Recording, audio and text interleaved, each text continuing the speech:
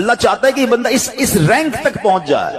اللہ اس پر آزمائش بھیجتا ہے تاکہ میرا بندہ صبر کر لے تو اس کو وہ مرتبہ عطا ہو جائے. ہائے ہائے، یعنی آزمائش مجھ پر میرے رینک بلند کرنے، میرے درجے بلند کرنے آئی، اور ہائے میری بے صبری کہ میں نے وہ سب ثواب ضائع کر دی. نہ کریں میرے پیارے اسلامی بھائی، مشکلیں آتی ہیں. اچھا پھر پتہ ہے پرابلم کیا ہے؟ ہمارا ایک اور بڑا ایشو ہے، ہم کسی کو مسکراتا دیکھتے ہیں، کسی کو اچھے کپڑے دیکھ لیتے ہیں، کسی کی بڑی گاڑیاں دیکھ لیتے ہیں، کسی کا بڑا گھر دیکھ لیتے ہیں، ہمیں لگتا ہے یار یہ کتنا مزے میں، یار میں ہی اکیلا پریشان ہوں. یہ آپ کی بھول ہے. ایک بات یاد رکھیے گا، زندگی کی گاڑی مسائل کے پہیوں پر ہی چلتی ہے. امیر کے مسئلے اور ہیں، غریب کے مسئلے اور ہیں. شہرت جس کو ملی ہے نا، اس کے پرابلمز اور ہیں. جو غیر معروف ہے اس کی پرابلم اور ہے. زمانے میں ہر کسی کو کچھ نہ کچھ ایشو ضرور ہے. یہ نہ سمجھے کہ یار یہ اتنا مسکرا رہا ہے، کیا پتہ اس مسکراہٹ کے پیچھے کتنے دکھ چھپائے بیٹھا ہے. آپ یقین کریں، بلیو کریں، ایسا نہیں ہے کہ سب لوگ 100% خوشحال ہیں. پرابلم سب کے ساتھ ہوتے ہیں. میں کیا کیا بتاؤں آپ کو، ہمارے پاس تو لوگ دعائیں کروانے آتے ہیں نا، ایسی پرابلم بتاتے ہیں کہ پیروں سے زمین نکل جاتی ہے. بعض اوقات ہم اتنے بڑے گھر میں جاتے ہیں، اس کی گاڑیاں کروڑوں روپے کی کھڑی ہیں، ان سے ملاقات ہوئی، وہ کہتے ہیں حضرت آپ سے الگ سے دعا کروانی ہے. جب وہ بیچارہ اپنا مسئلہ بتاتا ہے نا، ہمیں لگتا ہے یار ہمارا تو غم ہی کچھ نہیں ہے. کتنی بڑی آزمائش سے گزر رہا ہے، کتنی بڑی پرابلم سے گزر رہا ہے. میں آج کی آپ کو مثال دیتا ہوں. ایک ہمارے بہت اچھے بھائی تھے، آج سے کچھ عرصہ پہلے انہوں نے ہمیں ایک ماشاءاللہ پراپرٹی دعوت اسلامی کے لیے بچیوں کے مدرسے کے لیے دی، اور اس کے چند دنوں بعد ان کا وصال ہو گیا. ان کو بیچاروں کو کینسر تھا. میں ان کے گھر پہ دعا کرنے گیا. ان کے بیٹے نے مجھ سے جب گلے لگانا تو بیٹا رونے لگا. اچھا میں سمجھا کہ بیچارہ اپنے والد کو یاد کر کے رو رہا ہے، ظاہر ہے 16 دن پہلے انتقال ہوا. اندر گئے، دعا کی، اس کے بعد میرے کان میں کہتا ہے کہ عبدالرحیم بھائی اس وقت میری زوجہ ہاسپٹل میں ہے. میں نے کہا کیا ہو گیا؟ کہ میری وائف کو بلڈ کینسر ہو گیا ہے. والد کا کینسر میں انتقال ہوا ہے. اللہ نے بڑا نوازا ہے ان کو، جیولرز ہیں. لیکن میں یقین کریں، میں آپ کو سچ بتا رہا ہوں، میں گاڑی میں بیٹھ کے میں بھی رونے لگا، کیونکہ وہ بندہ جب مجھے چھوڑنے آیا نا پھر میرے گلے لگ کے رو رہا تھا. میں سوچنے لگا یار کتنا دکھ ہے لوگوں کو، اللہ نے کتنی بڑی ہم پر مہربانیاں کی ہیں. اگر مجھے کوئی بڑی بیماری نہیں ہے، میرے بچے میرے ساتھ ہیں، میری فیملی میرے ساتھ ہے، نہیں چاہیے یار دنیا کے سارے اللہ تللے نہ ملے اتنی ساری لگژریز، صحت سے بڑھ کے کچھ نہیں ہے، مگر ہمیں اس کی قدر ہی نہیں ہے، ہمیں اس کی کوئی اہمیت کا اندازہ ہی نہیں. پوچھو ان سے، کروڑوں روپے ہیں مگر علاج نہیں ہو پا رہا، ڈاکٹر بعض اوقات مایوس کر دیتے ہیں. کتنا تکلیف میں ہیں لوگ، اور ہم ہیں کہ چھوٹی چھوٹی باتوں پر بے صبری. صبر تو کریں، اللہ کی رضا پر راضی تو رہیں. میں نے آپ کو خاندان نبوت کا واقعہ سنایا، ارے کھانے کو کچھ نہیں ہے. کاش یہ بات ہمیں سمجھ آ جائے اور ہم ہر حال میں اللہ کا شکر ادا کرنے والے بن جائیں. اور ایک اور میں آپ کو بات بتاؤں، ہم جو دنیا والوں کو بتاتے ہیں نا ہوتا کچھ نہیں ہے اس سے. مت بتایا کرو دنیا والوں کو، صحیح بتاتا ہوں، مت بتایا کرو، اپنے غم مت بتایا کرو، ثواب بھی چلا جاتا ہے. اور بعض اوقات یہ دنیا والے نا ہمارا مذاق بھی اڑاتے ہیں. ہم جب کسی کو اپنا پرابلم بتاتے ہیں نا ہمارے سامنے تو بڑے اچھے بنتے ہیں کہ اچھا ٹھیک ہے میں کرتا ہوں کچھ. بعد میں جا کے دنیا میں باتیں کرتے ہیں، آیا تھا میرے پاس ہے، اس کا یہ مسئلہ ہے، ہاں باتیں بڑی کرتا ہے، بڑی پرابلم میں ہے. کیوں بتاؤں میں دنیا والوں کو؟ نعت کا شعر ہے نا، کسی کا احسان کیوں اٹھائیں، کسی کو حالات کیوں بتائیں. کیوں بتاؤں میں دنیا والوں کو مجھے کیا غم ہے نا میرے آقا سلامت رہے ہیں، اللہ کے حبیب علیہ الصلوۃ والسلام ہیں، اور رب عز و جل کی بارگاہ ہے، میں ادھر عرض کروں نا. کسی کا احسان کیوں اٹھائیں، کسی کو حالات کیوں بتائیں.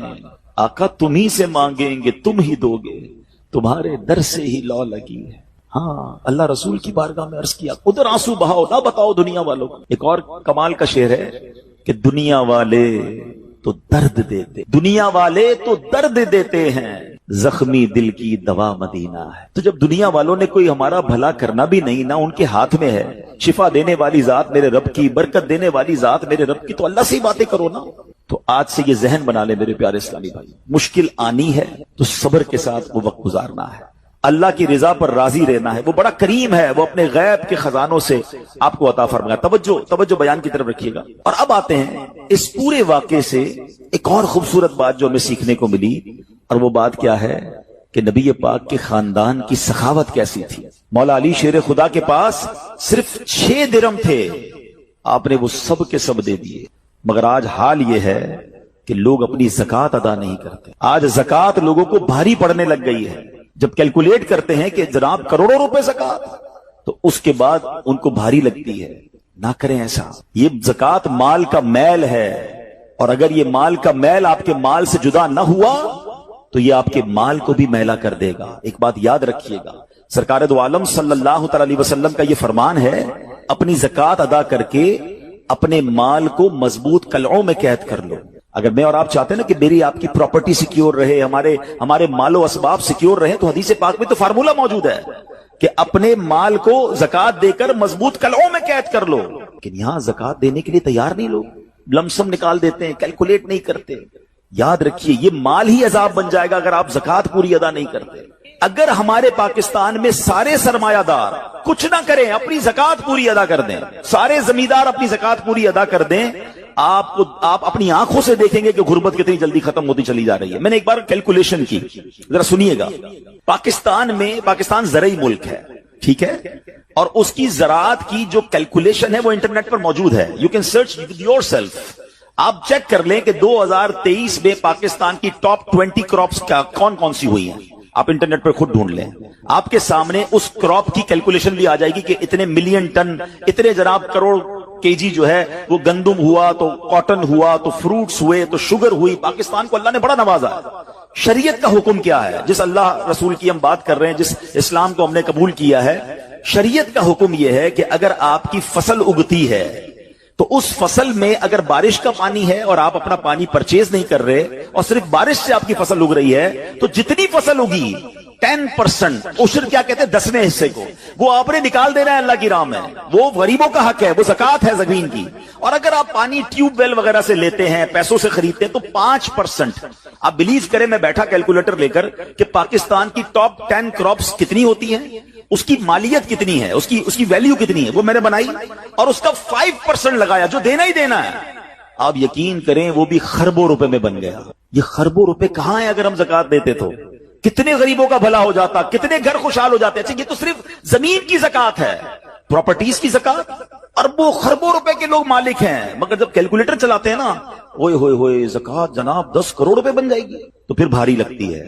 اللہ کے بندے، اللہ نے 4 ارب دیے ہیں تو 10 کروڑ زکات ہے نا، تو ٹینشن گائے کی ہے، شکر ادا کرو۔ اللہ نے دینے والا بنایا، مانگنے والا نہیں بنایا۔ مگر آج زکات بھاری پڑ گئی ہے۔ آپ کو پتہ ہے قارون کیوں دسایا گیا تھا؟ قارون یہ حضرت موسیٰ کا کزن تھا، یہ تورات کا عالم تھا اور بڑا عالم دین تھا، مگر جب حضرت موسیٰ نے اس کو زکات کا حکم دیا نا، اس کے پاس کتنے پیسے تھے کہ قرآن کہتا ہے اس کی خزانوں کی چابیاں ایک جماعت لے کر چلتی تھی، خزانے نہیں، صرف کیز آف دا ٹریجر، اتنا خزانہ تھا۔ مگر کیا ہوا یہ کہ جب حضرت موسیٰ نے اس کو کہا، اچھا اس زمانے پتہ زکات کتنی تھی؟ ابھی تو 100 پہ 2.5 ہے نا، 1000 پہ 1۔ آپ نے فرمایا ہر 1000 پر 1 تم نے زکات دینی ہے۔ اس نے کیلکولیٹ کیا تو بہت بنتے تھے، حضرت موسیٰ کے خلاف ہو گیا، زکات کا انکار کیا، اپنے خزانوں کے ساتھ زمین میں دھسا دیا گیا۔ پلیز خدا کے واسطے اس آواز کو سب مل کر آگے بڑھائیں۔ میں تو یہ سمجھتا ہوں جس طرح ہم نماز کی بات کرتے ہیں کہ نماز پڑھو، زکات دیں، بے شک کسی کو بھی دیں، جو حقدار ہے اس کو دیں، مگر زکات پوری دیں۔ پاکستان خوشحال ہو جائے گا، غریبوں کا بھلا ہو جائے گا۔ لیکن زکات جس کی ہزاروں لاکھوں میں شاید وہ نکال دیتا ہے، مگر جب زکات کروڑوں میں ہو رہی ہے تو لوگوں کے دلوں پر بوجھ بنتی جا رہی ہے۔ اس کو بوجھ نہ بننے دینا۔ میں ایک دعا کرتا ہوں آج، اگر آپ کو لگے تو آپ بھی آمین کہہ دینا۔ اپنے لیے تو میں کئی بار یہ دعا کرتا ہوں کہ یا اللہ مجھے وہ مال نہ دینا جس کی زکات مجھ پر بھاری ہو جائے۔ اہو آمین۔ یا اللہ وہ مال دینا کہ میں خوش دلی سے تیری راہ میں زکات دوں۔ اچھا یہ بھی بڑا ایشو ہے، پیسے نکلتے ہیں تو بھاری بڑے پڑتے ہیں۔ اللہ فرماتا ہے تم اس وقت تک بھلائی کو نہیں پہنچ سکتے جب تک اپنی پیاری چیز راہ خدا میں خرچ نہ کرو۔ آپ بہترین خرچ کرو نا، اللہ آپ کو اس سے زیادہ عطا فرمائے گا۔ اچھا جب بھی کیلکولیٹر، دیکھیں کچھ چیزیں کیلکولیٹر سے کیلکولیٹ ہوتی ہیں، مگر اللہ کی راہ میں جو خرچ کرنے والا معاملہ ہے نا، وہ رحمت کی کیلکولیٹر سے کیلکولیٹ ہوتا ہے، وہ میرے اور آپ کے کیلکولیٹر سے کیلکولیٹ نہیں ہوگا۔ آپ حساب کریں گے کہ یار مولانا صاحب کہہ رہے ہیں اللہ کی راہ میں خرچ کرنے سے مال کم نہیں ہوتا، کروڑ روپے ہیں 2.5 لاکھ زکات دوں گا تو 97.5 بچ گئے، یہ تو کم ہو گئے۔ آپ اس کو کہیں نوٹ کر لیجئے، اگلے سال آپ کروڑ روپے کی زکات نہیں دے رہے ہوں گے، آپ اس سے زیادہ کی زکات دے رہے ہوں گے۔ یہ کیسے؟ جو بھی زکات دیتا ہے آپ اس کو پوچھ لیجئے، ہر سال اس کی زکات بڑھتی ہے۔ کیوں بڑھتی ہے بھائی؟ زکات تو کم ہو، پیسے کم ہونے چاہیے تھے۔ نہیں جناب، یہ میرے نبی علیہ الصلوۃ والسلام کا وعدہ ہے۔ ویسے تو میرے آقا جو فرمائے حق ہے، مگر اس حدیث میں اللہ کے رسول علیہ الصلوۃ والسلام نے قسم اٹھائی۔ آپ فرماتے ہیں میں قسم کھا کر کہتا ہوں اللہ کی راہ میں خرچ کرنے سے مال کم نہیں ہوتا۔ پھر تو لاک کر دو نا، پھر تو سمجھ جاؤ کہ جب نبی پاک قسم اٹھا کر فرما رہے ہیں۔ اچھا پھر آپ سب کو دیکھ لیں، جو بانٹ رہا ہے نا ہم ہر سال اس کا بڑھتے ہوئے دیکھ رہے ہیں، کم نہیں ہوتا۔ یہ بے وقوفی ہے جو یہ سوچتا ہے کہ یار دے دوں گا تو کم ہو جائے گا، نہیں۔ اور پھر میں آخری بات کر دوں اپنے بیان میں، جو ایک اور ایشو جو بہت بڑا ہم دیکھتے ہیں، ایک تو زکات پوری دینی ہے اور انجوائے کر کے دینی ہے، خوش دلی سے دینی ہے، مزے لے کر دینی۔ یہ نہیں کہ دل پر بوجھ، یار کیا کروں 1 سال ہو گیا اب تو زکات دینی پڑے گی، نہیں یہ نہیں۔ دو اور انجوائے کرو، اللہ کی راہ میں خوش دلی سے دو۔ ایک واقعہ سن لیں، بات اور کلیریفائی ہو جائے گی۔ حضرت ابو جعفر اپنے زمانے کے بڑے ابدال ہیں، ان کے گھر میں ایک فقیر آیا تو انہوں نے اپنی زوجہ کو کہا کہ اپنے پاس کیا ہے دینے کے لیے؟ کہ حضور صرف 4 انڈے ہیں گھر میں، نتھنگ ایلس، 4 eggs only۔ کہا یہ چاروں ہی دے دو، ایمان اور عقیدہ اور بلیف دیکھیں، چاروں دے دو۔ چاروں دے دیے۔ تھوڑی دیر بعد دروازے پر دستک ہوئی، دیکھا تو ایک بندہ ٹوکری لے کر آیا۔ کہا کیا ہے؟ بیگم سے پوچھا، کہا آپ کے دوست نے انڈے بھجوائے ہیں۔ کہا کتنے آئے ہیں؟ کہا صاحب ذرا سنیے گا، کتنے آئے؟ تو کہا کہ 30 آئے ہیں۔ کہا 30 کس حساب سے آئے؟ ہم نے تو 4 دیے تھے نا۔ اب ایمان، ان کا عقیدہ اور ان کا بلیف دیکھے، کیا 4 دیے تو 40 آنے چاہیے تھے؟ ایک کا 10 اللہ کا وعدہ ہے نا۔ تو کہا حضور آئے تو 40 ہیں مگر 10 انڈے ٹوٹے ہوئے ہیں۔ تو آپ نے اپنی زوجہ سے پوچھا کہ سچ بتاؤ، جو تم نے 4 دیے تھے اس کی کنڈیشن کیا تھی؟ کہ حضور بات یہ، جب میں نے 4 دیے تھے نا اس میں بھی 3 ثابت تھے، ایک ٹوٹا ہوا ہی تھا۔ یہ فارمولا آج یاد کر لو، پورے دو گے پورے ملیں گے، ٹوٹے دو گے ٹوٹے ملیں گے۔ اب آپ چیک کیجئے کہ جب اللہ کی راہ میں خرچ کرنے کی باری آتی ہے، میں اپنا مال دل سے نکلتے ہوئے دکھ ہو رہا ہے یا خوشی ہو رہی ہے؟ بہترین دے رہا ہوں یا بچانے کی کوشش کر رہا ہوں؟ ہمیشہ یاد رکھیں، ہم اللہ کی راہ میں خرچ کرتے ہیں، ہمارے پیسے نہیں پہنچتے وہاں پر، وہاں نیت پہنچتی ہے۔ اب مجھے بتاؤ نا یار، ہم اپنے لیے خرچ کرتے ہیں بہترین کھانا، بہترین لباس، اور غریب کو دینا ہے تو بچا ہوا لیفٹ اوور۔ اب اچھا اب میں کہتا ہوں 100 بندوں کو نہیں کھلا سکتے، نہ کھلائیں، 2 کو کھلائیں، اچھا کھلائیں، کوئی بات نہیں۔ آپ کسی کے دل میں خوشی تو داخل کریں، اپنے گھر والوں کے لیے لباس خرید لیں، 2 غریب بچوں کے لیے ویسا ہی لباس خرید لیں، پھر دیکھیں آپ کو کیسی برکتیں ملتی ہیں۔ تو ہمیں اس بار یہ ایک انداز اختیار کرنا ہے کہ ہم نے اللہ کی راہ میں بہترین خرچ کرنا ہے۔ اس کو ہمیں غلطی کیا کرتے ہیں؟ فطرے کی فطرے کی جو بات ہے اس میں آپ کو ایک بات بتاتا ہوں۔ فطرہ حدیث پاک میں 4 قسم کا بیان ہوا ہے، گندم کا، جو کا، کشمش کا اور کھجور کا، ٹھیک ہے؟ لیکن ہم بچپن سے سن رہے ہیں، جب بھی فطرے کی باری آتی ہے ہم پہلے 50 روپے تھا وہ دے دیا، 100 دے دیا، 200 دے دیا، 300 دے دیا۔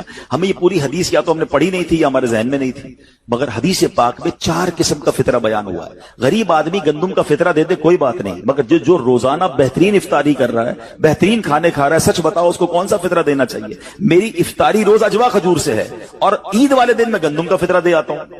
ہمیشہ یاد رکھے، اچھا خرچ کرے نا۔ اس بار فطرہ جس کو اللہ نے جیسا نوازا ہے، غریب آدمی کے لیے بات نہیں کر رہا، جس کو نوازا ہے رب نے۔ کیا ہم کبھی ایسا کرتے ہیں کہ عید کی شاپنگ کے لیے جائیں دکاندار سے کہیں کہ یار جو کپڑا سب سے سستا ہے وہ نکال دو، سب سے سستے جوتے نکال دو، میں نے عید پڑھنی ہے؟ بہترین چاہیے، اپنے لیے بہترین لینا ہے، اللہ کی راہ میں لوئسٹ والا فطرہ دینا ہے۔ خود غور کریں، خرچ کیجئے گا، دل سے کریں، اللہ اور نوازے گا۔ اور یہ تو وقت ہے لوگوں کو بانٹنے کا، یہ وقت ہے مسلمان بھائیوں کا ہاتھ پکڑنے کا، غریبوں کی مدد کرنے کا، کسی کی افطاری اچھی کر دیں، کسی کی سحری اچھی کر دیں، کسی کو لباس دے کر اس کی عید اچھی کر دیں، نہ جانے کس کی دعا کے صدقے آپ کا بیڑا پار ہو جائے گا۔ تو اے میرے پیارے اسلامی بھائیوں، جو میں نے مولا علی شیر خدا کرم اللہ تعالی وجہ الکریم اور ان کے خاندان کا واقعہ سنایا، اس میں میسج ہی یہ تھا کہ سخاوت اس کو کہتے ہیں۔ یہ ہے اللہ کی راہ میں خرچ کرنا جو کیسے بلاؤں کو اور بیماریوں کو دور کرتا ہے۔ مگر آج حال یہ ہے، یقین جانے دکھ ہوتا ہے جب ہم ملتے ہیں لوگوں سے، ان کی ویلتھ پتہ ہوتی ہے مگر زکوٰۃ پوری دینے کے لیے کوئی تیار نہیں ہے۔ خدا رسول کے واسطے آپ بھی اور یہ پیغام کو عام کریں۔ میں نہیں کہتا آپ دعوت اسلامی کو دیں، کہ زکوٰۃ تو پوری دو یار، یہ وہ مال ہے جو آپ مارے جاؤ گے، یہ مال آپ کے لیے عذاب کا باعث بن جائے گا۔ اور واللہ میں 2-4 دن پہلے ایک بزنس مین کے پاس گیا، بعض اوقات ہمیں بزنس مین بھی سکھا رہے ہوتے ہیں، کیا کمال کی اس نے مجھے بات کہی۔ وہ کہتا ہے عبدالحبیب بھائی میرا یہ پیغام ذرا بزنس کمیونٹی تک پہنچائیے گا کہ جو زکوٰۃ نہیں دیتے نا اور جو خرچ نہیں کرتے، ان کو پتہ ہی نہیں ہے وہ کتنا بڑا لاس کر رہے ہیں۔ جب سے میں نے بانٹنا شروع کیا ہے میرے مال میں ایسے برکت آئی ہے، میں خود حیران ہوں۔ میرے سامنے ڈیل ہوتی تھی وہ مجھے نظر نہیں آتی تھی، میں ادھر اللہ کی راہ میں صدقہ کرتا ہوں، ایسا لگتا ہے آنکھوں سے پردہ اٹھتا ہے، میرا کام ہو جاتا ہے۔ تو ان کو بتائیے آپ اپنا خود نقصان کر رہے ہیں اللہ کی راہ میں خرچ نہ کر کے۔ تو یہ ڈیوٹی ہے، بچپن سے سنا تھا اسلام کے 5 پلر ہیں، توحید، روزہ، نماز، حج اور زکوٰۃ۔ ہم زکوٰۃ کو تو ایسے اگنور کر بیٹھے ہیں کہ جناب دے دی اپنی مرضی سے، کوئی 5 لاکھ دیتا ہے، کوئی 10 لاکھ دیتا ہے، زکوٰۃ کس کو جاری ہے یہ بھی نہیں سوچ رہے کہ میری زکوٰۃ کا یہ مستحق ہے کہ نہیں، میں جس آرگنائزیشن کو دے رہا ہوں اس کے پاس کوئی زکوٰۃ ادا کرنے کا صحیح فارمولا ہے کہ نہیں، کہ میں جس بندے کو دے رہا ہوں وہ زکات کا مستحق ہے کہ نہیں, بس سر سے ایک بوجھ اتارنا ہے,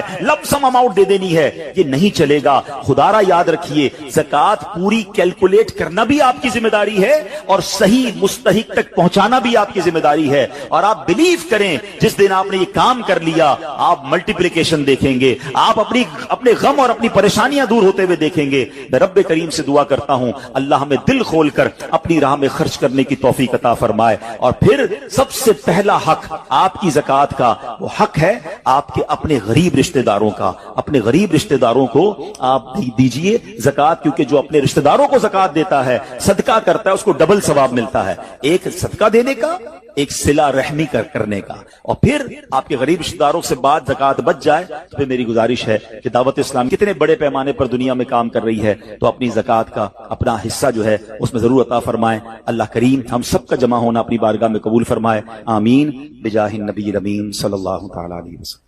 سورہ فاتحہ 100 مرتبہ پڑھ کر جو دعا مانگی جائے وہ قبول ہوتی ہے. سورہ بقرہ کی تلاوت سے شیطان گھر سے بھاگ جاتا ہے. آیت الکرسی پڑھنے سے محتاجی دور ہوتی ہے. سورہ کہف کو ہمیشہ پڑھنے والا دجال کے فتنوں سے محفوظ رہے گا. والدین کی قبر پر ہر جمعہ سورہ یاسین کی تلاوت کرنے سے اس کی حروف کی تعداد کے برابر ان کے گناہ بخش دیے جاتے ہیں. سورہ الدخان پڑھنے سے مشکل دور ہوتی ہے. جو قریب المرگ ہو اس پر سورہ جاسیہ کا دم کرنے سے خاتمہ بالخیر ہوتا ہے. سورہ حجرات کا پڑھنا اور دم کر کے پینا گھر میں خیر و برکت کے لیے مفید ہے. سورہ قاف پڑھنے سے جو باغ ہوتے ہیں ان کے پھلوں میں کثرت ہوتی ہے. سبحان اللہ. سورہ رحمان 11 بار پڑھنے سے تمام مقاصد پورے ہوتے ہیں. سورہ واقعہ جو شخص روزانہ پڑھے گا اسے کبھی فاقہ نہ ہوگا. سورہ ملک کو ہر رات پڑھنے والا عذاب قبر سے محفوظ رہے گا. سورہ مزمل کو 11 بار پڑھنے سے ہر مشکل آسان ہو جاتی ہے. سورہ مدثر کو پڑھ کر حفظ قرآن کی دعا مانگنے سے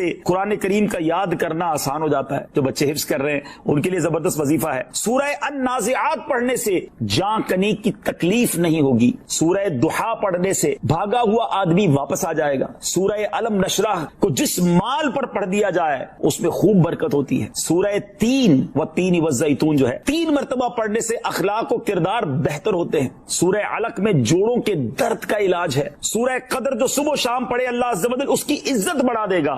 سورہ بینہ برس اور یرکان کا علاج ہے. جس آدمی یا جانور کو نظر لگی ہو اس پر سورہ عادیات کا دم مفید ہے. سورہ قارعہ پڑھنے سے بلاؤں سے حفاظت رہتی ہے. سورہ تکاثر کو 300 بار پڑھنے سے جلد قرض ادا ہو جاتا ہے. کئی لوگ کہتے ہیں جناب قرض بہت ہے, چلے قرآن کا وظیفہ لے لیں, الہاکم التکاثر. یہ جو سورت ہے 300 بار پڑھنے سے بہت جلد قرض اتر جاتا ہے. سورہ عصر پڑھنے سے غم دور ہو جاتا ہے. سورہ ہمزہ اور سورہ فیل دشمن کے شر سے حفاظت کے لیے, اور سورہ قریش جان کی حفاظت کے لیے بڑی مجرب ہے, بڑا کمال کا وظیفہ ہے. سورہ ماعون بڑی مشکل کے وقت میں پڑھنا بہت مفید ہے. سورہ کوثر کی تلاوت سے بے اولاد صاحب اولاد ہو جاتا ہے. کئی بے اولاد بھی وظائف مانگ رہے ہوتے ہیں. سورہ کافرون 1/4 قرآن کے برابر ہے. سورہ زلزال نصف قرآن کے برابر ہے. سورہ اخلاص 1/3 قرآن کے برابر ہے. اور سورہ فلق اور سورہ ناس سے جن اور شیطان اور حاسدوں کے شر سے حفاظت رہتی ہے. پھر کیوں نہ ہم قرآن سے دوستی کر لیں, کیوں نہ قرآن کو اپنا ورد بنا لیں. استغفار جہاں گناہوں کی معافی ہے نا, وہاں یہ بہت سارے مسائل کے حل کی کنجی بھی ہے. آپ اگر پرابلم میں ہیں, روزی کے مسائل ہیں, اولاد نہیں ہو رہی ہے یا کوئی بھی پرابلم ہے, ایک واقعہ سنیے. امام حسن بصری رحمۃ اللہ تعالی بہت بڑے بزرگ, ایک شخص آ کر کہتا ہوں قحط کی پوزیشن آ گئی ہے, بارش نہیں ہو رہی, دعا فرمائیں کہ وظیفہ عطا فرمائیں. آپ نے فرمایا استغفار کرو. وہ چلا گیا. اچھا ایک بزرگ بیٹھے تھے ان کے پاس, حضرت ربیع بن صبیح رحمۃ اللہ, وہ دیکھ رہے تھے. دوسرا بندہ آیا, کہتا حضور تنگ دستی ہے, کاروبار میں ڈاؤن ہے, رزق میں تنگی ہے. آپ نے فرمایا استغفار کرو. تیسرا شخص آیا, کہتا حضور اولاد نہیں ہو رہی ہے, حصول اولاد کے لیے وظیفہ لینا ہے. فرمایا استغفار کرو. چوتھا بندہ آیا, وہ کہتا کہ حضور میرے باغ میں فصلوں میں پیداوار کی کمی ہے. فرمایا استغفار کرو.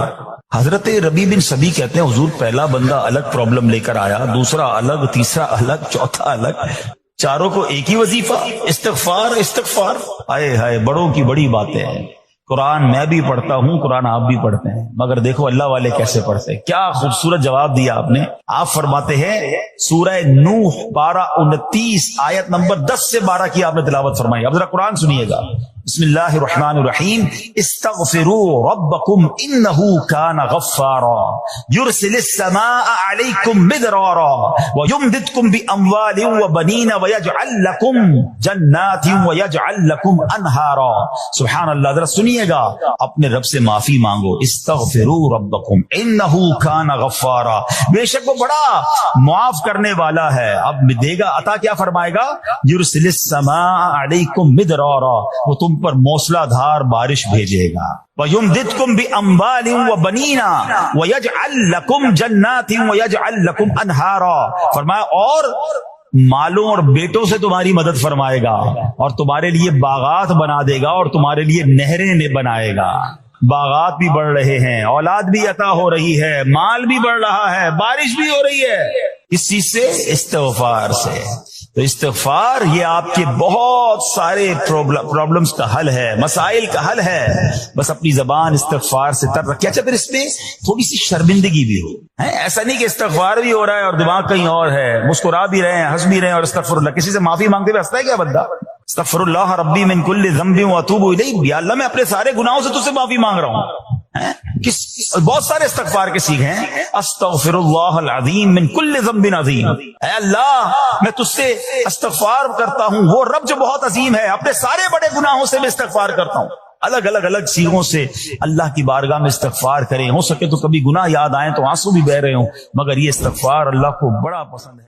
رنج و غم مٹانے والے آقا رسول خدا احمد مجتبی صلی اللہ تعالی علیہ وآلہ وسلم نے فرمایا, جو مجھ پر ایک مرتبہ درود پاک پڑھے, اللہ پاک اس پر 10 رحمتیں نازل فرمائے گا. جو مجھ پر 10 بار درود پاک پڑھے, رب کریم اس پر 100 رحمتیں نازل فرمائے گا. اور جو مجھ پر 100 مرتبہ درود پاک پڑھے, اللہ پاک اس کی دونوں آنکھوں کے درمیان لکھ دے گا کہ یہ بندہ منافقت اور جہنم کی آگ سے آزاد ہے. سبحان اللہ. نام حضرت پہ لاکھ بار درود, نام حضرت پر لاکھ بار درود, بے عدد اور بے شمار درود. ہم کو پڑھنا خدا نصیب کرے, دم بدم اور بار بار درود. مومنوں, آپ پر پڑھے جاؤ با ادب اور با وقار درود. جو محب نبی ہے اے کافی, جو محب نبی ہے اے کافی, چاہیے اس کو بار بار درود. ذرا غور کیجئے کہ 100 بار درود پاک پڑھنے میں وقت ہی کتنا لگتا ہے, انعام کتنا بڑا ہے کہ اس کی دونوں آنکھوں کے درمیان یہ لکھ دیا جاتا ہے کہ یہ بندہ منافقت اور جہنم کی آگ سے آزاد ہے. الصلاۃ والسلام علیک یا رسول اللہ, یہ بھی درود پاک ہے. صلی اللہ تعالی علی محمد صلی اللہ علیہ وسلم, یہ بھی درود پاک. آپ اگر شارٹ سے, مختصر سے درود پاک پڑھنا شروع کریں تو غالباً 15 سے 20 منٹ میکسیمم آپ کے 100 درود پاک پورے ہو جائیں گے. اور انعام اتنا بڑا, میں چوٹ کرنے کے لیے کہتا ہوں, اگر ہمیں یہ کہا جائے کہ جناب 100 بار جو درود پاک پڑھے گا اس کو 10,000 روپے ملیں گے, بندہ کہے یار 15 منٹ میں 10,000 روپے, 1000 بار درود پاک پڑھے گا تو 1,00,000 روپے ملیں گے. سبحان اللہ. اب دنیا کا اگر کوئی انعام اعلان کر دیا جائے تو سارے لوگ اسے کرنے کے لیے تیار ہو جاتے ہیں. یہ آخرت کا کتنا بڑا انعام ہے. ہر درود پر 10 رحمتیں. آپ یقین کریں کروڑوں روپے خرچ کر کے بھی ایک رحمت نہیں خریدی جا سکتی. اللہ نہ چاہے جس پر رحمت, کون رحمت لے سکتا, مگر درود پاک سبحان اللہ ہر درود پر رحمتیں برس رہی ہیں. اس وقت جو حالات چل رہے ہیں, معاملات چل رہے ہیں, ہم سب چاہتے ہیں ہماری بھی حفاظت رہے, ہمارے بچوں کی, ہمارے کاروبار کی, ہمارے گھر بار کی حفاظت رہے. ہم سفر پر جائیں تو خیر سے جائیں, واپس بھی خیر سے آئیں. تو سبحان اللہ, مجھے بتائیے جس پر رحمت الہی برستی رہے تو اس کی کیسی حفاظت ہو جائے گی. تو گھر سے نکلے تو درود پڑھیں, سفر میں درود پڑھیں, بچوں کو کہیں کہ وہ گھر پہ درود پاک پڑھیں, تو انشاءاللہ یہ سارا رحمتوں کا حصار جو ہے ہمارے ارد گرد رہے گا. اللہ مجھے بھی اور آپ کو بھی کثرت سے درود پاک پڑھنے کی توفیق عطا فرمائے.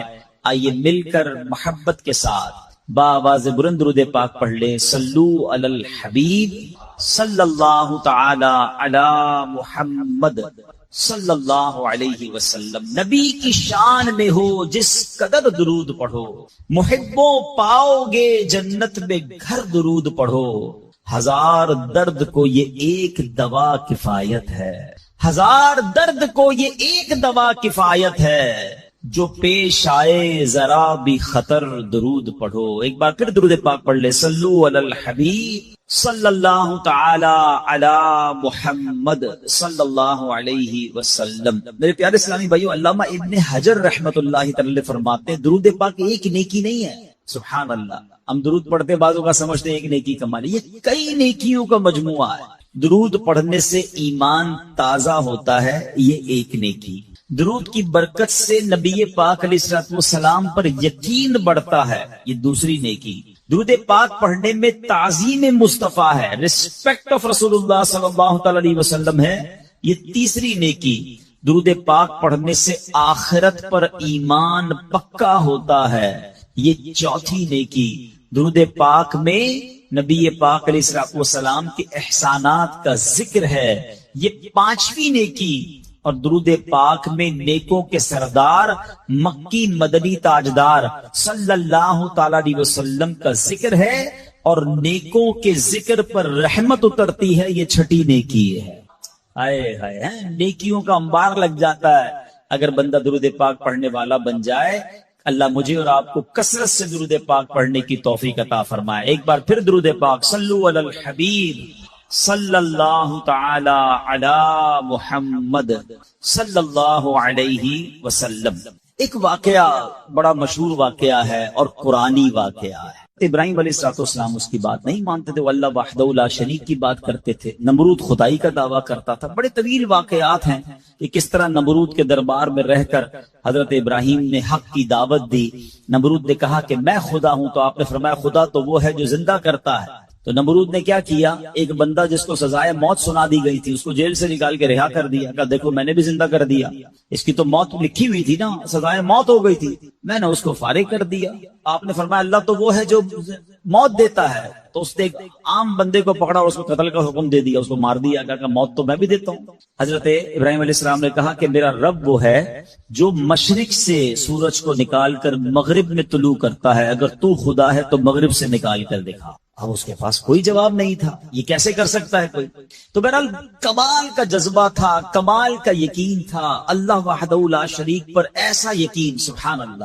اب جب نمرود نے دیکھا کہ کوئی بات یہ ماننے کے لیے تیار نہیں ہے، تو ان بدبختوں نے یہ فیصلہ کیا کہ حضرت ابراہیم علیہ السلام کو آگ میں ڈال دیا جائے۔ اچھا وہ کوئی نارمل آگ نہیں تھی، ایسی آگ نہیں تھی کہ لکڑیاں لگائیں اور جناب بندے کو ڈالنا ہے، ایک ایسی آگ تھی کہ جو اس وقت تک اتنی بڑی آگ لگائی نہیں گئی تھی، اور ایسی آگ تھی کہ کوئی پرندہ بھی اوپر سے گزرتا تھا تو وہ گزر نہیں پاتا، جل کے اس کے اندر کوئلہ بن جاتا تھا، اور حضرت ابراہیم علیہ السلام کو اس آگ میں پھینکا جانے لگا۔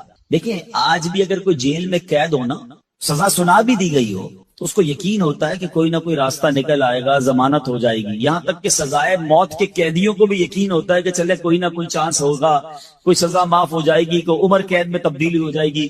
سنا ہے پاکستان کی جیلوں میں کئی سال سے لوگ ہیں سزائے موت کے قیدی ہیں، مگر ان کو سزائے موت نہیں ہو رہی، تو کوئی نہ کوئی یقین یا امید رہتی ہے۔ حضرت ابراہیم علیہ السلام کو آگ میں پھینک دیا گیا، اپنی طرف سے اچھال دیا گیا۔ تو جبریل امین آئے اور آ کر کہا کہ اے ابراہیم کوئی حاجت ہے تو بتائیں۔ حضرت ابراہیم علیہ السلام کہتے ہیں مجھے تم سے کوئی حاجت نہیں ہے۔ کہا پھر جس سے حاجت ہے اس کو بتا دینا، اللہ رب العالمین کی بارگاہ میں تو عرض کریں۔ تو آپ نے کہا حسبی من سؤالی علمہ بحالی، اے جبرائیل میں کس حال میں ہوں میرا رب کریم جانتا ہے، اس کا جاننا میرے مانگنے سے بہتر ہے۔ یقین کے لیول تو دیکھے نا، اللہ دیکھ رہا ہے نا، میرے مانگنے سے بہتر یہ کہ وہ جانتا ہے، اس نے دیکھا ہے، اسے معلوم ہے مجھے آگ میں ڈالا جا رہا ہے، اگر وہ راضی تو میں بھی راضی۔ پنجابی شاعر کہتے ہیں نا، جے سونا میرے دکھ وچ راضی، میں سکھ نو چلے پاوا ہوں، اگر میرا مالک میرے دکھ میں راضی ہے تو میں نے سکھ کو کیا کرنا ہے۔ یہ کیسا یقین تھا، مگر اس یقین کا نتیجہ کیا نکلا کہ قرآن میں رب فرماتا ہے یا نار کونی برداً و سلاما علی ابراہیم۔ پھر آگ کو رب نے کیا حکم دیا، ذرا سمجھیے گا بات کو، اللہ کی قدرت کا کیسا نظارہ ہے اس واقعے میں۔ مجھے بتائیے آگ کا کام کیا ہے؟ आग का काम तो जलाना ही है ना। अकल भी कहती है, साइंस भी कहती है, तजर्बा भी कहता है, जब भी आग है कोई चीज डालो जली जाती है। मगर उसी आग को रब ने क्या हुक्म दिया, ए आग इब्राहिम पर ठंडी और सलामती वाली हो जा। अल्लाह अकबर। हजरत इब्राहिम का ईमान ऐसा था, यकीन ऐसा था कि इतनी बड़ी आग जो है हजरत इब्राहिम के लिए गुलजार बन जाती है, बाग बन जाती है। अच्छा, फिर हुआ क्या कि नमरूद जो है कुछ दिनों के बाद, ऐसा नहीं फौरन, कुछ दिनों तक आग जलती रही, हजरत इब्राहिम उसमें डाले जा चुके थे। नमरूद ने सोचा देखूं तो सही कि इब्राहिम का हाल क्या हुआ है। वो अपने महल की छत पर चढ़ गया और छत पर चढ़ने के बाद उसने आग की तरफ देखा। वो हैरान हो गया कि हजरत इब्राहिम उस इतनी बड़ी आग में ऐसे बैठे हुए हैं जैसे बंदा बाग में बैठा होता है। बिल्कुल उस आग ने कोई बाल भी बीका नहीं किया। हजरत इब्राहिम चंद मिनटों या चंद घंटों में नहीं रहे। तफासीर में लिखा कि हजरत इब्राहिम अलैहिस्सलाम उस आग में एक रिवायत के मुताबिक 7 दिन और एक रिवायत के मुताबिक 40 दिन उस आग में रहे। मगर जब आप बाहर आते हैं तो आग की ने कोई असर आप पर नहीं डाला। अल्लाह अकबर। अच्छा, फिर उसने क्या किया, नमरूद ने यह किया कि हो सकता है ये आग की जो ना की कैटेगरी ठीक नहीं है, ये आग जलाने वाली आग नहीं है। तो नमरूद ने प्रैक्टिकल करने के लिए एक और बंदे को उस आग में डाल दिया। हजरत इब्राहिम उस आग में मौजूद हैं और बड़े नॉर्मल तरीके से बैठे हुए हैं, आग जल रही है। तो नमरूद ने एक और शख्स को आग में डाला। जैसे ही वो बंदे को आग में डाला, उस आग ने उस बंदे को जलाकर राख कर दिया। यानी उस आग का काम जलाना था, मगर मेरा रब जिसके लिए चाहे वो आग गुलजार बन सकती है। अल्लाह अकबर। आप अलैहिस्सलाम का जब ये मौजज़ा लोगों ने देखा तो कई लोग कलमा पढ़कर मुसलमान हो गए, मगर नमरूद के नसीब में ईमान नहीं था। लेकिन इस वाक़े से सीखने को क्या मिला, यकीन, बिलीफ, अल्लाह पर भरोसा। और अगर रब पर भरोसा होना तो ऐसे काम आज भी अपनी आंखों से हम देख सकते हैं। हाँ, शायर मशरिक कहते हैं ना, अगर आज भी हो इब्राहिम सा ईमान पैदा, there is only one condition, ईमान वो चाहिए, यकीन वो चाहिए। अगर आज भी हो कैसा ईमान, इब्राहिम सा ईमान पैदा, आग कर सकती है अंदाजे गुलिस्तां पैदा। आज भी गमों की आग बाग बनेगी, आज भी आपकी मुश्किलों की आग बाग बनेगी। मगर प्रॉब्लम ये है कि ये भरोसा कहाँ है, वो यकीन कहाँ है अल्लाह पर। डगमगा गए हम लोग, हमारे यकीन और भरोसे हिल गए हैं। अल्लाह अकबर। आइए एक और वाकया सुनते हैं। हजरत अबू मुस्लिम खौलानी रहमतुल्लाह तआला अलैह, इनको उम्मत का हकीम कहा जाता था। बड़े कमाल की शख्सियत और बड़े अक्लमंद और दाना थे। आपके दौर में, आप यमन में रहते थे और आप ताबई बुजुर्ग हैं। ताबई किसको कहते हैं, जिसने किसी सहाबी को ईमान की हालत में देखा हो और उसका खात्मा भी ईमान पर ही हुआ हो। ताबई, सुभान अल्लाह, वो ताबई बुजुर्ग थे, यमन में रहते थे। आपके दौर में एक शख्स था अस्वद अंसी। उस बंदे ने माद अल्लाह नबूवत का झूठा दावा कर दिया और एक दिन जबरदस्ती आपको अपने पास बुलाया और पूछा कि क्या तुम गवाही देते हो कि मोहम्मद सल्लल्लाहु अलैहि वसल्लम अल्लाह के रसूल हैं? कहा हाँ बिल्कुल, मेरे आका अलैहिस्सलाम अल्लाह के नबी हैं, सच्चे नबी हैं, वो मेरे आका हैं, मैं उन पर ईमान रखता हूं। तो फिर वो कहता अच्छा ये गवाही देते हो कि मैं भी अल्लाह का रसूल हूं? हजरत अबू मुस्लिम खौलानी कहते हैं कि मैंने नहीं सुना तुम क्या कहते हो, यानी सुना ही नहीं उसकी बात, सुनी अनसुनी कर दी। अस्वद अंसी को बड़ा गुस्सा आया, उसने फौरन हुक्म जारी किया कि बड़ी और खौफनाक आग जलाई जाए। आग जलाई गई। अबू मुस्लिम रहमतुल्लाह तआला को उस दहकती आग में डाल दिया जाए, हुक्म दे दिया। आपका ईमान टस से मस नहीं हुआ, आप खड़े रहे और आपको उठाकर आग में डाल दिया गया। सुभान अल्लाह। जिस रब ने हजरत इब्राहिम के लिए आग को ठंडा किया था ना, गुलजार किया था, अबू मुस्लिम खौलानी रहमतुल्लाह तआला के लिए भी वो आग सलामती वाली हो गई, बिल्कुल सही सलामत आग से बाहर आ गए। अस्वद अंसी ने जब ये देखा कि ये इतनी बड़ी करामत, अब ये लोगों को पता चल जाएगा तो मेरी तो नबूवत का जो दावा है वो बेड़ा गर्क ही हो जाएगा। तो इनको आजाद भी कर दिया और कहा कि फौरन यहां से आप चले जाएं। तो आपको यमन से निकाल दिया। आप यमन से निकले और मदीना मुनव्वरा हाजिर हो गए। गुलामी में न काम आती है शमशीरें न तदबीरें, गुलामी में न काम आती हैं न शमशीरें न तदबीरें, जो हो ज़ौक़े यकीन पैदा तो कट जाती हैं जंजीरें। कोई अंदाजा कर सकता है उसके जोरे बाजू का, निगाहे मर्द मोमिन से बदल जाती है तकदीर। बात यकीन की है, बात ऐसे किसको कहते हैं, ईमान की है। आज तो प्रॉब्लम ये, आज हमें कोई सवाल कर दे हम टेंशन में आ जाते हैं कि वाकई इस बात की दलील क्या। अपने ईमान के बारे में लोग तसज्जुब के शिकार हो जाते हैं। अल्लाह एक है, अल्लाह वाकई मौजूद है, अल्लाह कहाँ है, मादअल्लाह, ऐसे ऐसे सवाल लोग कर देते हैं। और चूंकि मुताला होता नहीं है, उलमा की सोहबत है नहीं, आप समझिए बात को। इस वक्त जो माहौल है, अपने अपने बच्चों के ईमान की हिफाजत की फिक्र करने का दौर है। हमें पता होना चाहिए हमारा ईमान क्या है, अल्लाह के बारे में, रसूल के बारे में, फरिश्तों के बारे में, कयामत के बारे में, जन्नत दोज़ख, हम क्या ईमान रखते हैं और इसकी डिटेल क्या है? मुसलमानों को इस्लाम के बारे में पता ही कुछ नहीं है। और अच्छा, जिन्होंने ईमान पर हमला करना है उनको सब पता है, उनको पता है इनको कैसे बहकाना है, उनको पता है इनके दिल में शक की पिन कैसे चुभोनी है। तो खुदारा ये बात समझिए कि इस वक्त बाकायदा ऐसे लोग, ऐसे इदारे काम कर रहे हैं कि किसी तरह मुसलमानों का ईमान छीन लिया जाए, इनको अपने रब से ही जनाब यकीन खत्म कर दिया जाए, इस्लाम से ही इनको हिला दिया जाए, मगर फिक्र ही किसी को नहीं है। इमाम इश्क व मोहब्बत आला हजरत ने 100 साल पहले ये बात कही थी। बताओ वो 100 साल पहले के मामला थे, अब और कितने खतरनाक हो गए। आपने लिखा था, सूना जंगल रात अंधेरी, छाई बदली काली है, सोने वालों जागते रहियो चोरों की रखवाली है। उन्होंने समझाया था कि चोर रखवाले बन गए हैं, आपको इस्लाम के लिबादे में इस्लाम की बात करने आएंगे और ईमान लूट के चले जाएंगे, पता भी नहीं चलेगा। कहते हैं आंख से काजल साफ चुरा लें, या वो चोर बला के हैं। क्या मुहावरा इस्तेमाल किया है, आंख में जब काजल लगा हुआ तो कौन निकाल सकता है। आंख से काजल साफ चुरा लें, या वो चोर बला के हैं, तेरी गठड़ी ताकी है और तूने नींद निकाली है। ये दौर गफलत की नींद सोने का नहीं है। हमारे बच्चों को कितना पता है इस्लाम के बारे में, खुद हमें कितना मालूम है। लेकिन यकीन बुजुर्गों का कैसा था कि जनाब उनको आग में डाल दिया जाता था, वो आग बाग बन जाती थी। यकीनन आज के दौर में ये टेस्ट नहीं करेंगे हम। अब ये भी ना हो कि जनाब कोई कहे चलो जनाब इस्लाम यकीन जो है मेरा, इस्लाम हक पर है कि नहीं, आग में जाता हूं, आग नहीं जलाएगी मुझे। पहला ऐसे यकीन भी तो लाए ना। ये इम्तिहान और टेस्ट करना हमारा काम नहीं, ये अल्लाह वालों का अंदाज होता था। बड़ी खूबसूरत बात समझिएगा कि हमें किस तरह अल्लाह पर भरोसा रखना है। एक शख्स ने हज़रत ईसा से कहा, आप अल्लाह पर कामिल भरोसा करते हैं? कहा बिल्कुल करता हूं। कहा फिर पहाड़ से कूद जाए, अल्लाह ने बचाना होगा तो तुम्हें बचा लेगा।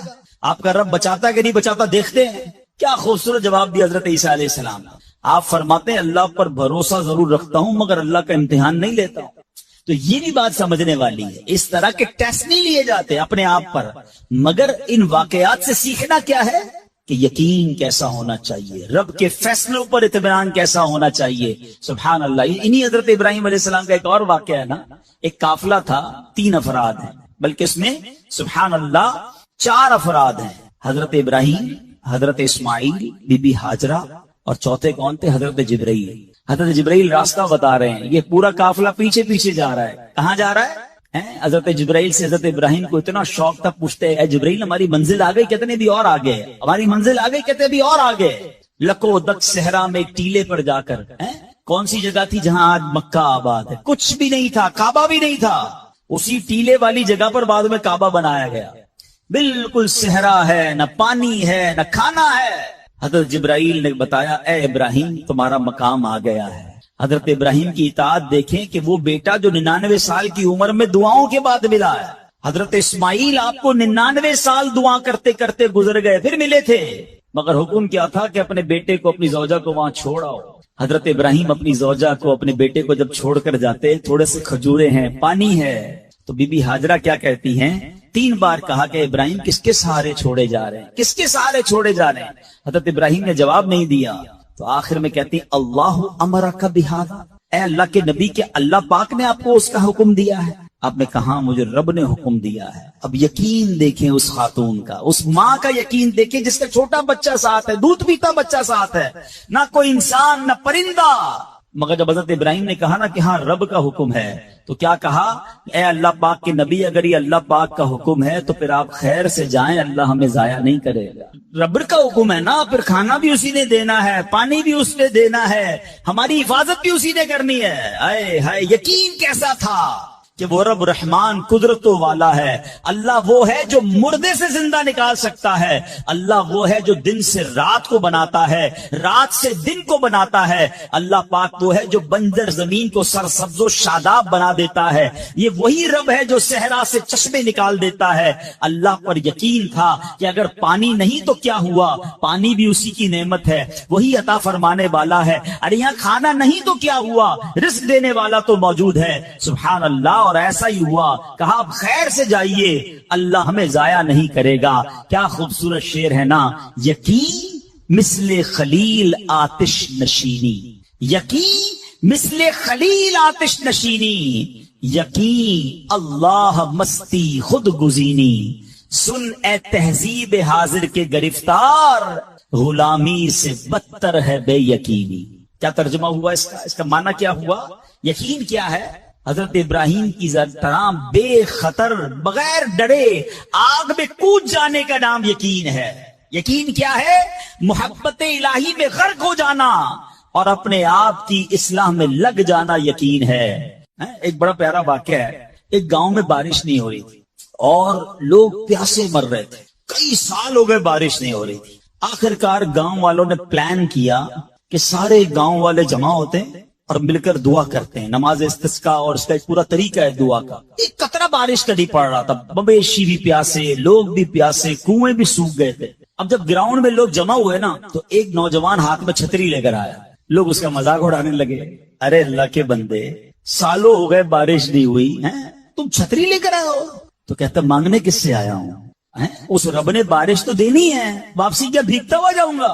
اور علماء کہتے ہیں جب دعا شروع ہوتی ہے تو اتنی بارش ہوتی ہے کہ پورا گاؤں بھیگتا جاتا ہے, وہ نوجوان چھتری کے سائے میں جا رہا ہے. فرمایا یہ اس نوجوان کا یقین تھا جس کی وجہ سے یہ بارش ہوئی ہے. کاش یہ بات سمجھ آ جائے. ارے رب پر بھروسہ نہیں کرو گے تو کس پر بھروسہ کرو گے؟ اپنے دین پر, اللہ رسول کے فرمان پر ہی ہمیں بھروسہ نہیں ہے. غور کیجئے, یہ یقین لے آؤ واپس, زندگی میں موج آ جائے گا. زندگی اتنی پرسکون ہو جانی ہے اگر اللہ کے فیصلوں پر یقین آ جائے, اللہ کی عطاؤں پر یقین ہو جائے, آخرت کے وعدوں پر یقین ہو جائے, نبی پاک کی حدیثوں پر یقین ہو جائے. اعلیٰ حضرت رحمت اللہ تعالی علیہ کا کیسا یقین تھا. ایک بار غالباً اپنی والدہ کے ساتھ حج پر جا رہے تھے. اس زمانے میں پانی کے شپ جاتے تھے. اتنا زبردست رف سی ہو گیا, طوفان آ گیا, لوگ ڈر گئے, کلمے پڑھنے لگے, یہاں تک کہ لوگوں نے کفن نکال لیے کہ چلو کفن پہن لے, ڈوبنے والا ہے جہاز. اعلیٰ حضرت امام اہل سنت مفتی ہیں, ٹھیک ہے نا, اتنے بڑے مفتی ہوتے ہوئے آپ نے بھی والدہ کو کہا میں اللہ کی قسم کھا کر کہتا ہوں جہاز نہیں ڈوبے گا. تھوڑی دیر ہوئی تو ایسا ہی ہوا, جہاز کو کام ڈاؤن ہو گیا, سب خیر سے پہنچ گیا. تو ماں نے کہا بیٹا اتنی بڑی قسم کیسے کھا لی تم نے؟ کمرے نبی پاک علیہ السلام کا فرمان سنا ہے, جو کشتی میں بیٹھ کر یہ دعا پڑھ لے, بسم اللہ مجریہا و مرساہا ان ربی لغفور الرحیم, وہ کشتی نہیں ڈوبے گی. میں اللہ کی قسم کھا کے کہتا ہوں کہ میرے نبی نے فرمایا نا, وہ یقین تھا.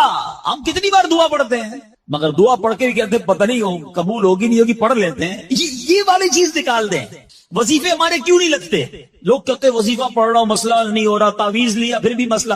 تعویذ پہنتے وقت بھی خیال ہی ہوتا ہے چلو یار پہن لیتے ہیں, پتہ نہیں ہونا ہے نہیں ہو تو کچھ نہیں ہونا. وظیفہ پڑھ لیں اور کہہ دیں پتہ نہیں ہو, پہلے یقین لائیں. اچھا ڈاکٹر بھی یہی کہتے ہیں, یہ صرف اب یہ وظائف اور ان چیزوں میں نہیں, آپ اگر ڈاکٹر پر بھی یقین نہ رکھیں نا کہ یار اس کی دوائی پتہ نہیں کام کرتی ہے نہیں کرتی, کیونکہ بہت ساری چیزوں کے پیچھے یقین, ول پاور.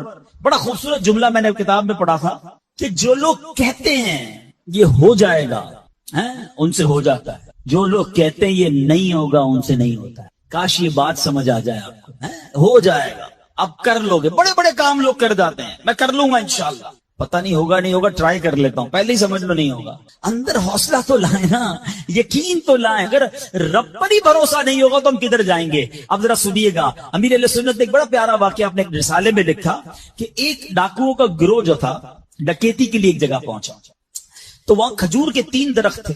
ایک درخت خشک تھا یعنی اس میں پھل نہیں لگے ہوئے تھے, دوسرا درخت پھلدار تھا.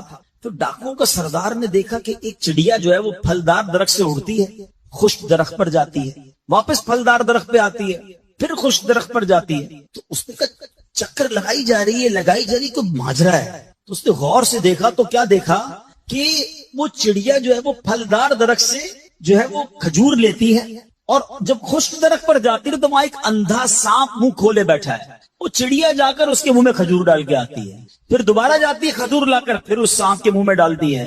وہ جب ڈاکوؤں نے دیکھا تو وہ تو حیران ہو گیا، رونے لگ گیا کہ اے اللہ پاک، یہ وہ جانور ہے سانپ جس کو مارنے کا حکم تیرے پیارے حبیب علیہ الصلوۃ والسلام نے دیا ہے، کیونکہ یہ مسلمانوں کو تکلیف پہنچاتا ہے، مگر تو نے جب اس کی آنکھیں لی تو اس کی رزق کا انتظام کر دیا اور ایک چڑیا کی ڈیوٹی لگا دی کہ وہ جا کر اس کو کھانا پہنچائے۔